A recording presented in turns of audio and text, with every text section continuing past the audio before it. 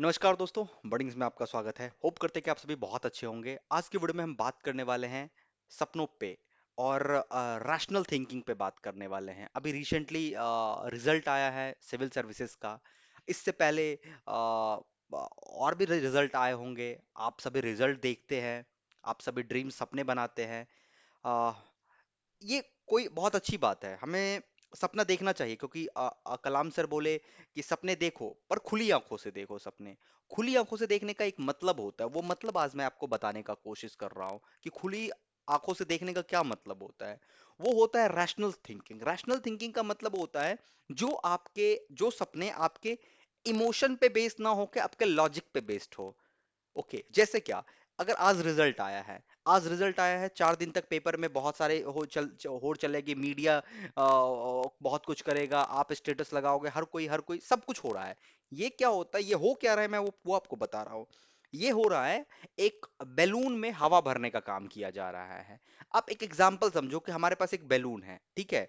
अगर उस बैलून में आप नीचे हवा भर दोगे और जैसे ही उसको छोड़ोगे तो वो क्या करेगा? वो ऊपर उड़ेगा। लेकिन एक टाइम के बाद, जाने के बाद, जब उसका हवा खत्म हो जाएगा तो वो नीचे गिर जाएगा। आजकल कोचिंग इंडस्ट्री, सोशल मीडिया, ये सारे यही काम कर रहे हैं, हवा भरने का काम कर रहे हैं। कोई आपके अंदर हीलियम गैस नहीं भर रहा है, सब आपके अंदर हवा भरने का काम करेगा। हीलियम गैस भरने का मतलब होता है कि आप रियलिटी में अगर आपके अंदर कोई हीलियम गैस भर देना तो आपको फिर उड़ने से कोई नहीं रोक सकता है। लेकिन हवा भरोगे तो उड़ोगे, तात्कालिक रूप से आप उड़ोगे, लेकिन कुछ हाइट पे जाने के बाद आप गिर जाओगे। फिर जब गिरोगे तो कोई देखने वाला नहीं होगा। जीवन का एक बहुत इंपॉर्टेंट ट्रुथ है, आप ही को जीवन बनानी है, आप ही को जीवन बिगाड़नी है। सब कुछ आपको खुद ही करने का होगा और कोई आपके लिए नहीं कर सकता है कुछ भी। तो जब आप सपने देखते हैं तो मैं आपको as a senior, as a आपको अगर लगता है कि मैं आपको गाइडेंस दे पाता हूँ थोड़ा बहुत भी, तो मैं आपको ये कहूंगा कि ऑलवेज रैशनल सोच रखना। रैशनल सोच रखने का मतलब होता है कि आपको लॉजिकली सोचना है। सपने को इमोशन से मत जोड़ो। सपना अलग है, इमोशन अलग है। ओके, मैं हमेशा कहा हूं रैशनल सोच करने का मतलब होता है कि आपको वाई पूछना पड़ेगा अपने आप से।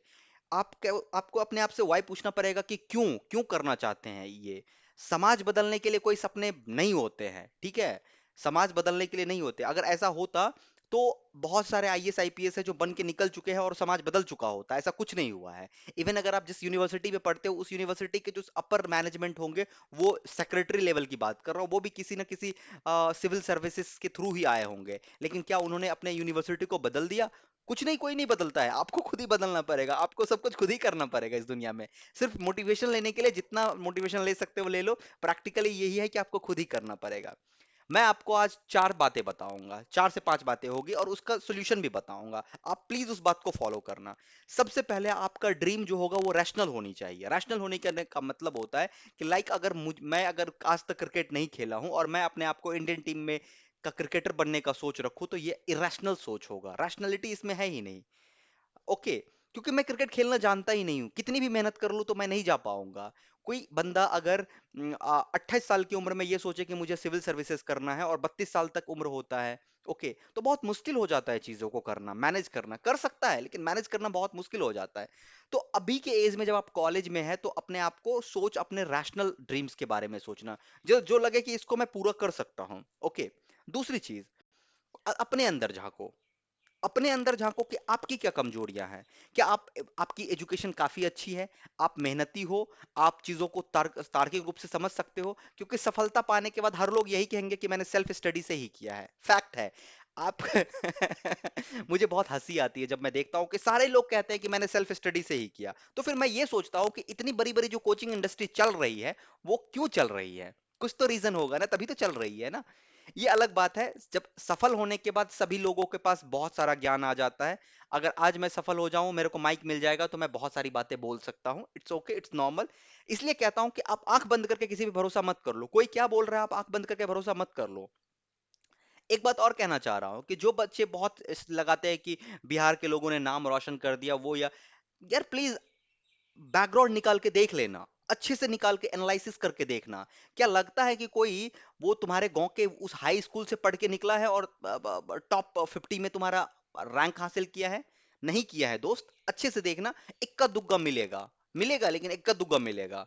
जो तुम्हारे हाई स्कूल से, तुम्हारे मिडिल स्कूल से, तुम्हारे उस विद्यालय से निकला हुआ होगा। तो समझना इन सब बातों को, ठीक ना। दिल्ली यूनिवर्सिटी के टॉप कॉलेज जो जो होते हैं ना, वो अपने में एनआईआरएफ रैंकिंग जो होता है वो अंडर 10 होता है। तो समझना ये सारी रैशनल सोचे है। रैशनैलिटी देखो, आई लॉजिकली सोचो, ठीक है। सपने देखना कोई दिक्कत नहीं है, बट अपने आप को पहले देखना।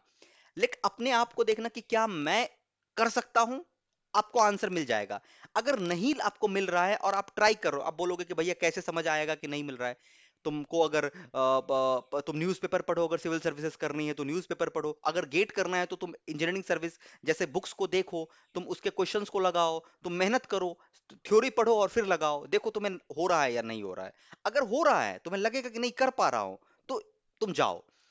दूसरी बात, अपने फैमिली बैकग्राउंड को हमेशा देखना। एक हमारे यहाँ कहावत है, बहुत अच्छा कहावत है, मे बी तुम्हें समझ में आए या ना, बट मैं समझाने की कोशिश करता हूँ। घर बला रहा अनहार में और बेटा के नाम पावर हाउस, एक बहुत ही रियलिस्टिक कहावत है। इसका क्या मतलब होता है? इसका मतलब ये होता है कि आपको पहले अपनी फैमिली कंडीशन को देखनी पड़ेगी। लाइक आपके फैमिली कंडीशन इतनी स्ट्रांग नहीं है कि आपको कॉलेज के बाद 4 साल तक सरवाइव करने का मौका मिले, तो भी आप जबरदस्ती बड़े से बड़े कोई ऐसा सपना ले लोगे। सपना देखना बुरा नहीं है, लेकिन जिस सपना में कंपटीशन बहुत ज्यादा है उस सपने को देखोगे तो आपको टाइम बैंड बॉन्ड नहीं कर सकते हो कि इतना ही साल में मेरा ये हो जाए। मल्टी लेयर एग्जाम होते हैं, एक लेयर में गए, दूसरे लेयर में फंस गए, तो क्या करोगे? वहां पे टेंशन होगा, एंजाइटी होगा। तो बेटर है कि अपनी फैमिली कंडीशन को देख के आगे बढ़ो। तीसरी और सबसे इंपॉर्टेंट चीज है कि जो ड्रीम होना चाहिए ना, वो समझ लो कि कितना बड़ा है। बड़ा है, उसको ब्रेक करो छोटे छोटे पार्ट्स में। ओके, अपने आप को देखो, ठीक है। अगर लेट थिंक कि तुम्हें कोई बहुत बड़ा ड्रीम देखे हो, लेकिन उस ड्रीम में अगर मल्टी लेयर एग्जाम है, तो तुम टाइम डिसाइड नहीं कर सकते हो कि कितना दिन में तुम्हारा होगा। ओके, तो ऐसा करो, स्टेप बाय स्टेप चलो, अपना रास्ता बनाओ। किसी और के बनाए हुए रास्ते को मत देखो कि भैया इसने ये किया, इसने कॉलेज से निकलने के बाद सीधे सिविल सर्विसेज कर लिया या सीधे ईएससी कर लिया। बहुत लोग ऐसे होते जो जेई बनने के बाद ईएससी निकालेंगे, लेकिन निकालेंगे। बहुत लोग ऐसे होते हैं जो ग्रुप डी का रहते हैं और फिर वो सिविल सर्विसेज निकालते हैं, लेकिन वो स्टेप बाय स्टेप होता है। एक बार में ऊपर मत चढ़ जाना, बहुत मुश्किल हो जाएगी अगर फैमिली कंडीशन बहुत अच्छी नहीं है तो। ओके, अब बोलोगे कि भैया और क्या करना चाहिए अगर कॉलेज में, तो कॉलेज में सबसे पहले रियलिस्टिक ड्रीम बनाओ, रियल होना चाहिए, रैशनल होनी चाहिए। उसके बाद उस पर काम करो। अगर तुम्हारी ड्रीम कुछ और है और उस चीज के लिए तुम अभी तैयार नहीं हो, तो पहले अपने आप को उसके लिए तैयार करो। जब तुम तैयार हो जाओगे, तुम्हें लगने लगेगा, देन तुम उसमें जंप कर लेना। तो इस वीडियो का यही कह रहा हूं कि दुनिया में जो सोशल मीडिया पे बातें फैलाई जा रही हैं उसको लॉजिकली देखना। ऐसे भावनाओं में मत बह जाना। भावना में बहोगे, दिक्कत होगी जी आगे। Thank you guys, wish you very well, all the best.